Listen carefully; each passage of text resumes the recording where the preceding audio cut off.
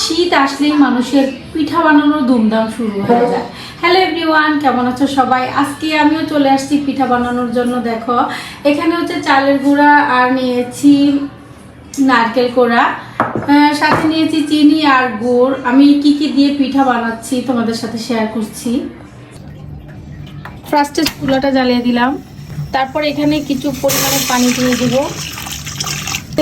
তেজপাতা আর দুটো দারুচিনি, সাথে 1 কাপ তরল দুধ অ্যাড করে দিলাম।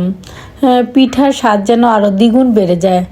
তো তারপর দিয়ে দিলাম নারকেল কোড়া, চিনি, গুড় একসাথে করে কিছুক্ষণ জাল করে নিলাম। জাল করে নেওয়ার পর এবার দিয়ে দিব আমি চালের গুঁড়াটা।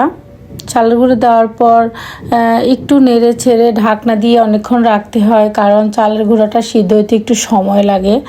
তো দেওয়ার পরে এই যে আমার প্রসেসিং শুরু হয়ে গেছে।